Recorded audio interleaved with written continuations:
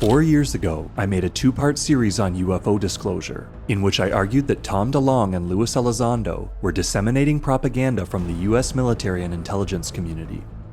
In this third installment in the series, we'll see how military and intelligence officials, as well as some independent researchers, are now disseminating the narrative that the US, Russian, and Chinese governments, as well as some private aerospace companies, have retrieved crashed UFOs and back-engineered their technologies.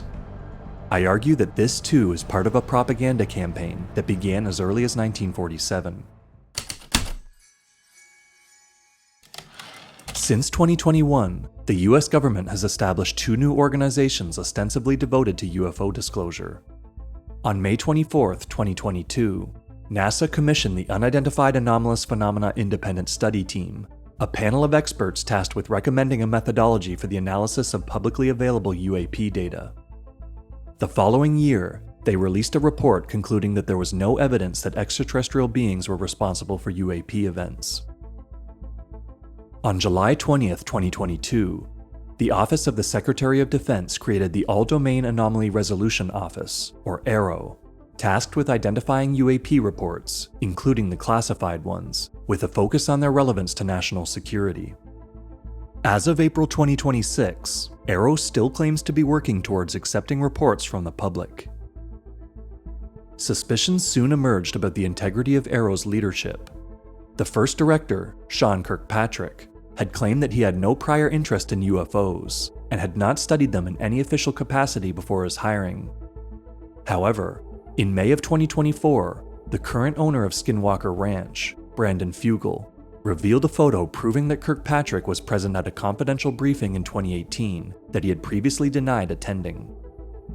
Fugel alleged that Kirkpatrick stated that everyone there was very well aware of the reality of the UFO phenomenon. In February 2025, AARO released a report that analyzed the popular Go Fast UFO video that leaked in 2017 and was later declassified. The authors concluded with high confidence that the object did not move at anomalous speeds. However, they did not even guess what the object could have been. In March 2025, AARO released another report on a UFO filmed in Aguadilla, Puerto Rico in 2013.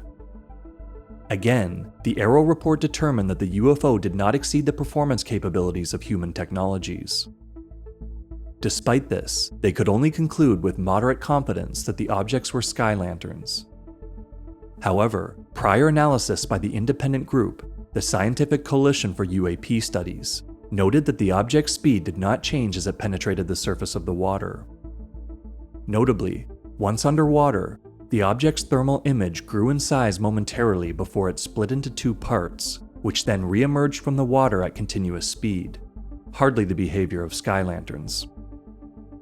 AARO has since turned its attention to the UFO encounter over Montana's Malmstrom Air Force Base back in 1967. Guards saw moving lights above the facility, and soon after, an oval-shaped glowing red object appeared. At least 6 of the independently wired nuclear missiles then switched to an unlaunchable no-go condition, one after the other. The DoD recently claimed that the glowing red object was a secret test of an electromagnetic pulse, or EMP device, being used to assess the vulnerability of the site. AARO simply deferred to the DoD's explanation, and it was reported uncritically in corporate press like the Wall Street Journal. In many respects, AARO is a modern-day Project Blue Book, with the goal being to explain away the majority of cases and settle on prosaic explanations. Like those mentioned previously, most of the anomalies that AARO investigated were given prosaic, though often unconvincing resolutions. An FAQ on AARO's homepage claims that they have found no evidence of extraterrestrial technology. From November 2024 to January 2025, there were over 27,000 UFO reports, primarily over the northeastern US.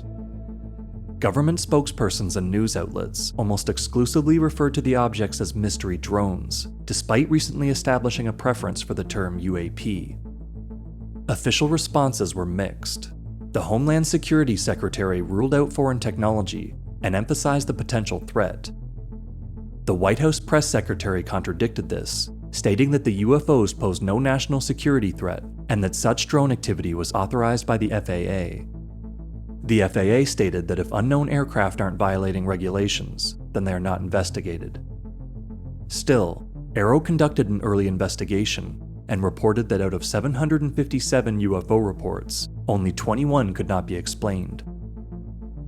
It seems that despite raising new concern over military reports, the US government's response to public UFO sightings is still inconsistent and uncoordinated. Since my discussion of Luis Elizondo in my previous disclosure video, the alleged leader of the Advanced Aerospace Threat Identification Program, or ATIP, has continued to make statements that are contradicted by official documentation. In 2018, Elizondo claimed in a keynote speech for the Mutual UFO Network, or MUFON, that the US government spent $22 million on ATIP's efforts. However, documents have revealed that this sum of money actually went to the Advanced Aerospace Weapon System Applications Program. Internal DoD emails obtained by the Black Vault's John Greenwald in May 2025 do confirm Elizondo's involvement in handling UFO reports prior to October 2017. However, the emails appeared to contradict Elizondo's claim to have been an ATIP leader, stating that there were no funding lines associated with Elizondo's work and that no significant resources were expended. On May 1, 2025, Luis Elizondo spoke at a congressional UFO briefing and revealed a potential UFO photo that he claimed had been given to him by a pilot earlier that day. The photo contained what appeared to be a flying saucer casting a shadow on the Earth. Within hours, online sleuths pinpointed the photo's location and identified the supposed UFO and shadow as two irrigation crop circles side by side. Elizondo reiterated that the photo wasn't vetted and claimed that he only presented it to make the point that pilots should have a central reporting system. However, it's difficult to believe that a pilot could have mistaken two irrigation circles, common sights over US farmland, as a UFO, especially considering that the illusion of a disk and shadow is only apparent when the two circles are viewed from the particular angle in the photo. It's even more difficult to believe that Elizondo, a supposed expert at assessing UFO evidence, could have seen the photo and not immediately recognized it for what it was. Is it possible that Elizondo only presented this photo because he knew it would soon be explained away? This would certainly fit within AARO's debunking agenda. We saw in part 2 of this series how Jeremy Corbell leaked a video of a supposed UFO that was convincingly identified as the lights of a plane out of focus. These kinds of strawman disclosures have the effect of making the public believe that the evidence for UFOs is weak and easily explainable. Researchers Tupacabra and Red Panda Koala have documented the existence of a harassment campaign aimed at critics of Elizondo. Many of the people doing the harassing, which has included posting photos of Panda's house and family members, are demonstrably connected to Elizondo in some way or another. Since my previous videos, a number of new military personnel have come forward to discuss UAP. The first was Alex Dietrich, a fighter pilot who was a second eyewitness to the 2004 Tic Tac UFO sighting near San Diego. In 2025, Tim Gallaudet, a retired Navy Rear Admiral, disclosed that he'd once received an urgent email recounting several Navy pilots' near-miss encounters with UFOs. The next day, the email and attached Go Fast video were gone. The Go Fast video was later leaked then declassified, but Gallaudet claimed that the Navy has many such videos of UAP that are not released for study. Another military veteran came forward in 2023.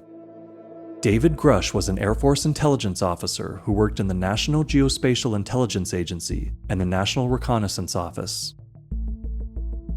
From 2019 to 2021, he served on the Pentagon's UAP task force, and he assisted in drafting the National Defense Authorization Act of 2023, which, in part, added legal protection for whistleblowers discussing UFOs.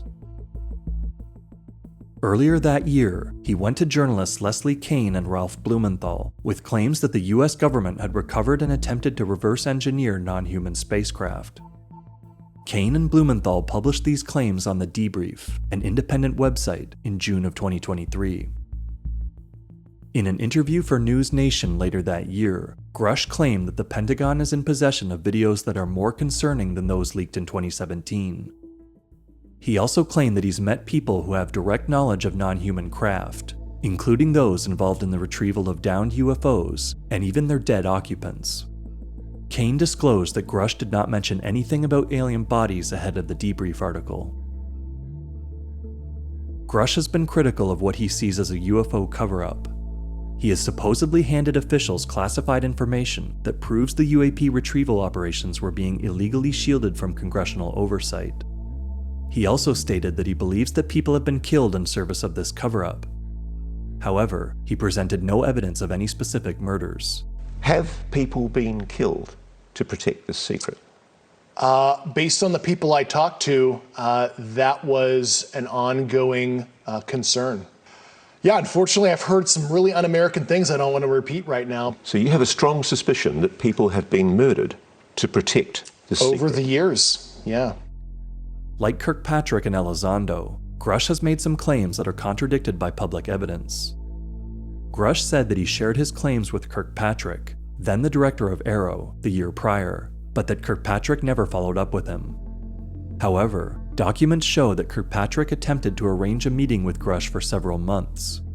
When he finally managed to schedule one, Grusch failed to appear.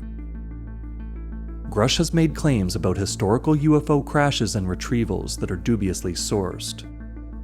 He drew attention to documents claiming that in 1933, Mussolini's government in Italy recovered a partially intact vehicle outside the small city of Magenta. These documents were mailed to Italian researcher Roberto Pinotti by an anonymous source in 2000 who claimed that he or she inherited them from a family member who worked on Mussolini's alleged secret UFO program. Italian historians and UFO researchers have yet to find corroborating evidence for this program or the crash at Magenta. Grusch went on to claim that the US government had been given the crashed object through contacts at the Vatican in 1944 or 45, but Grusch has offered no sources for this knowledge. All of Grusch's claims are based on second-hand knowledge. At the time that this video was released, he has presented no direct evidence of any crash retrievals or non-human biologics, and NASA and the Department of Defense have both denied the veracity of his claims. Although Grusch had supposedly left the government by then, Kane and Blumenthal made clear that all of his public disclosures were cleared for open publication by the DoD. Grusch has also several times held back information, claiming that details were not approved for the public, explaining that certain details were to be given only to US intelligence committees and the Inspector General. For example, Grusch claimed that he was prohibited from sharing details on the alleged UFO crash at Roswell, New Mexico in 1947, though he did state that a 1994 report by the US Air Force was a total hack job intended to disinform the public. The fact that he's still acting under boundaries established by the DoD calls into question his very status as a whistleblower, and makes one wonder if he might have been put up to the task of disclosing some carefully curated information or disinformation. Another whistleblower to come forward in 2025 corroborated Grusch's claims of a crash retrieval program. Jacob Barber is a veteran military helicopter pilot who says he was involved in at least 2 retrieval operations involving objects he could not identify. He claimed that one of these retrievals included an overwhelming emotional component where he felt possessed by a beautiful spirit. Once it was just me and that object in between the pick and the drop site, there's about 20 miles in between, I felt like something was inside of me. I felt like I was possessed by the most beautiful spirit I'd ever been possessed by. He also claimed that he'd witnessed a UFO come from the ground and saw non-human entities. The common element to most of the US government's recent disclosures is the propagation of the narrative that military and private aerospace companies have recovered and at least attempted to reverse engineer non-human spacecraft. This same narrative has recently been propagated by a few ufologists as well. In her 2019 book, American Cosmic, scholar of religion Diana Pasulka explores Americans' beliefs about UFOs. Many of her insights were gleaned from a mysterious source that she identifies only as Tyler. Tyler is supposedly the CEO of an aerospace company who claims to be able to download information from non-human intelligences that help him develop new biotechnologies. He also believes that some sort of technology constructed by these intelligences crashed in the American desert in the late 1940s. Pasulka explains how Tyler once took her and scientist Gary Nolan out to an alleged UFO crash site in the New Mexico desert. Together, they searched the ground for crash debris, and sure enough, the team found 2 metallic artifacts, one of which she described as being like tinfoil that would return to its original shape after being crumpled. These artifacts have since been subjected to laboratory analysis and remain unidentified. Pasulka considered the possibility that the debris was planted, but seems to believe that it was real. Her description of the foil-like debris is strikingly similar to Major Jesse Marcel's description of the debris allegedly recovered from the Roswell crash. Nolan speculated that non-human intelligences may have deliberately crashed spacecraft into the American desert so that the US government and aerospace industry could back-engineer their technologies. He jokingly referred to the debris that he found with Tyler and Pasulka as a donation. During her first appearance on the massively popular Joe Rogan Experience podcast, Pasulka claimed that this was a widely held belief among her associates. Well, they don't believe that they crashed. They use that term, but they don't think it's a crash. They think that they personally, I'll tell you from a professor's standpoint, like their idea of this is that it's a donation. They call it the donation site. So they think that these were donated materials and they're going to get information, and they do. And that's how Tyler was able to create a lot of the things that he created. In the same interview, Pasulka justified allowing US government and industry leaders to set the terms of disclosure. She agreed with official claims that there's some sort of national security issue there, which she respects because, as she put it, she's an American. In her book Encounters, Pasulka states that, as an American citizen, I'm not interested in jeopardizing national security, and I respect the process of classification. I know that if something is classified, it is classified for a reason. In the same book, Pasulka confesses that many colleagues have asked her why she gets access to government sources and information that aren't available to anyone else, and she admits to being unsure.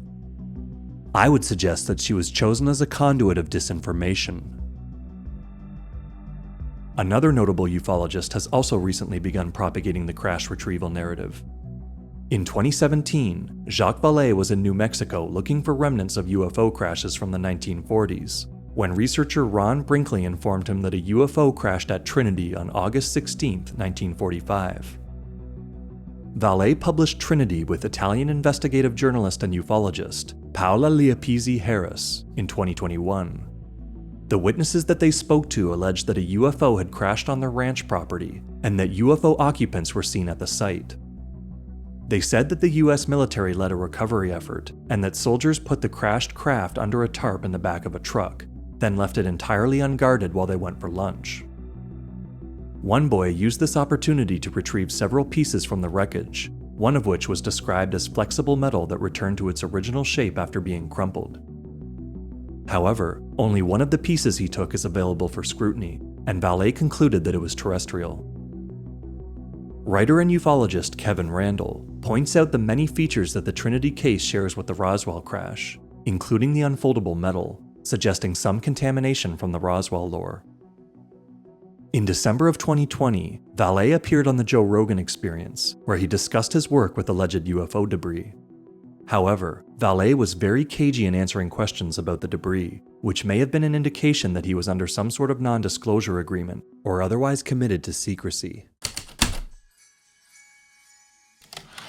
Pasulka and Vallée's work reinforces the same crash retrieval narrative being propagated by David Grusch and Jacob Barber. As mentioned in a previous video, George Knapp and Jeremy Corbell have recently revived interest in the Bob Lazar case, which also involves the allegation that the US government was back-engineering a crashed UFO. Most recently, Anna Paulina Luna, a US congresswoman representing Florida, told Joe Rogan in August 2025 that she's seen evidence that the US government has seized non-human technologies and back-engineered them. However, she too had to steer clear of classified conversations and admitted that she had never seen any such technology directly. It strikes me as suspicious that so many different actors, most of whom are sourcing military intelligence, would all suddenly be propagating recycled stories of crashed UFOs and retrieval operations. Why now, nearly 80 years after the alleged crashes occurred? Pasulka's story is particularly hard to believe. Tyler and others had apparently known about the crash site for decades, and it was even featured in an episode of The X-Files. And yet somehow, Pasulka found 2 pieces of wreckage on the first day she was invited to search it. And why would Tyler have invited a scholar of religion to search a crash site in the first place? Wouldn't this have been a job more suited to a materials scientist or an archaeologist? I believe that some important clues about the motivation behind all these crash retrieval stories are contained in Dan Farrow's recent film, Age of Disclosure. The film features 34 government insiders, including Lou Elizondo, Christopher Mellon, and David Grusch, who claim to have knowledge of UFO crash retrieval operations by the US government and the governments of other world powers. Hal Puthoff, who had recently been a part of Tom DeLonge's To the Stars Academy, even proposed a version of Nolan's donation theory, suggesting that some of the UFO crashes were deliberate efforts to share alien technology with humanity. Nearly all of the claims in the film are based on second or third-hand information. That is, very few people in the film claim to have seen any of the recovered alien technology or biologics directly. Throughout the film, it is frequently claimed that the US government is locked in what Elizondo calls a secret war with rival nations to back-engineer recovered non-human technology. Several of the participants expressed their desire for the US military to maintain its geopolitical advantage over other nations. In the end, there is a clear call to action. Elizondo pleads for amnesty for those who have lied about UFOs for the past 80 years, and he and others encourage viewers to support the Unidentified Anomalous Phenomena Disclosure Act, which, among other things, would give the federal government eminent domain, or legal ownership, over all recovered technology and intelligence. Elizondo wants us to forgive military intelligence for their decades-long cover-up of the phenomenon, while also asking us to give them ownership of anything recovered from a UFO. To be clear, I very much doubt that there has ever been a UFO crash, and I certainly don't think that anyone has ever recovered technology from one. I believe that Grusch is either lying or unwittingly passing along misinformation from other dishonest government actors. I believe that the same is true of most of the figures interviewed in Age of Disclosure, excepting the UFO witnesses. I also believe that Tyler is a counterintelligence agent tasked with laundering disinformation through Pasulka. If the US government has truly been hiding alien tech, or alien bodies, then this would be a simple thing to prove. All they would have to do is release physical samples to the public, or declassify the relevant documentation. Until they do so, or until a whistleblower does so, then all we have is hearsay. In an earlier video, I recounted the US government's history of trickery and deception in its approach to the UFO issue. We saw how government operatives have repeatedly attempted to disrupt independent research into UFOs by disseminating disinformation. I would argue that this disruption began with the seeding of the original crash retrieval narrative, the Roswell incident. On July 8, 1947, just 2 weeks after Kenneth Arnold's sighting triggered the flying saucer frenzy, a public information officer for the US Army was ordered by his base commander to issue a press release claiming that the Army had recovered debris from the crash of a flying disc. The next day, the Army retracted this statement and claimed that the debris had belonged to a weather balloon. Many Roswell researchers have concluded that lower-level officials were forced by their higher-ups to participate in a cover-up of a real flying saucer crash. But there is another explanation, that the US Army, faced with the difficulty of explaining the wave of UFO sightings sweeping across the country, purposely seeded the crash story in order to mislead the public into believing that the phenomenon was extraterrestrial and strictly physical in nature. By then denying it the following day, they simultaneously birthed the myth of a cover-up, leading a subset of the population to believe, falsely, that the US government was hiding the debris from an alien spaceship, and possibly even alien bodies.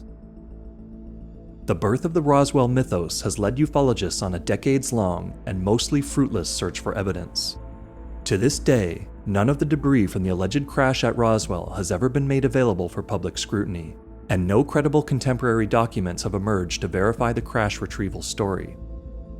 Meanwhile, Roswell researchers, and all ufologists by association, have been branded as delusional conspiracy theorists by the wider public. Could this have been the objective all along? In the first video in this series, I referenced the case of Bill Moore, who admitted to collaborating with the notorious Air Force counterintelligence agent Richard Doty. Moore had been one of the early investigators of the Roswell case, and one of the early promoters of the controversial Majestic 12 documents in 1988. These anonymously delivered documents referenced a secret committee formed by President Truman, tasked with concealing the Roswell crash and exploiting recovered technology. Moore and others presented the documents as genuine, though they were widely rejected in the mainstream media and are thought to be fraudulent by many ufologists today. Doty later told ufologist Linda Moulton Howe that the Majestic 12 story was true, and showed her unidentified documents claiming that gray alien bodies had been recovered at Roswell. Though he promised to show her footage of UFOs and an interview with an alien being, the footage was never produced. More recently, Doty has even claimed that he was offered a job in 2019 to work with Elizondo disseminating disinformation, effectively outing Elizondo as a disinformation agent. The controversy over the alleged crash at Roswell is eerily similar to the situation that we see unfolding today. Just as they were in the 1980s and 90s, sources within the US government are trying to convince journalists and ufologists that the military has recovered and back-engineered alien technology from UFOs that crashed in the first half of the 20th century.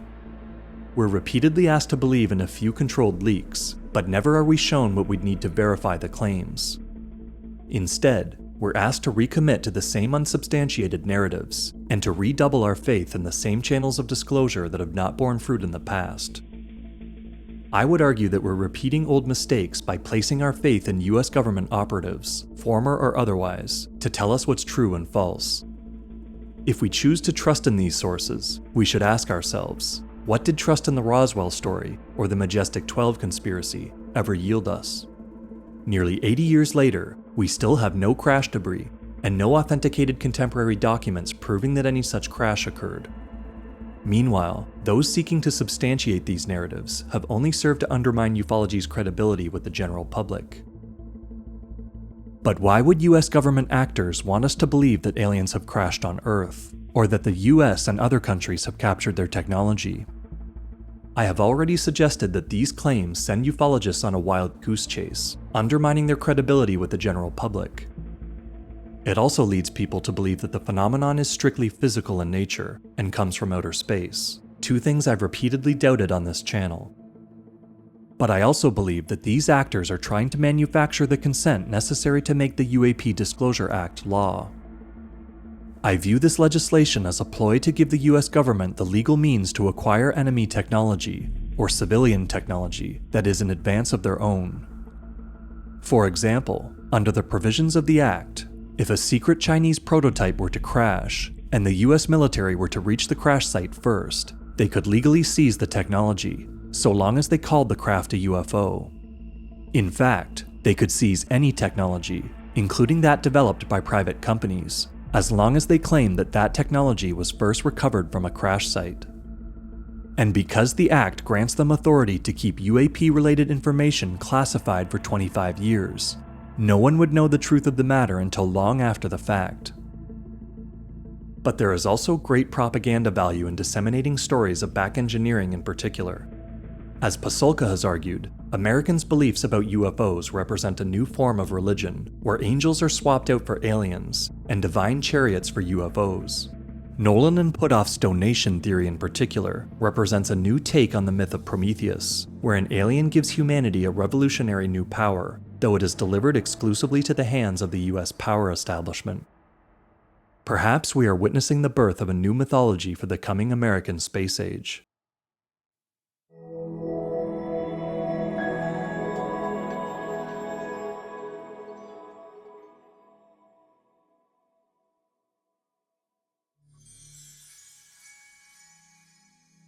I'll only be uploading 2 more videos to this channel before retiring it indefinitely.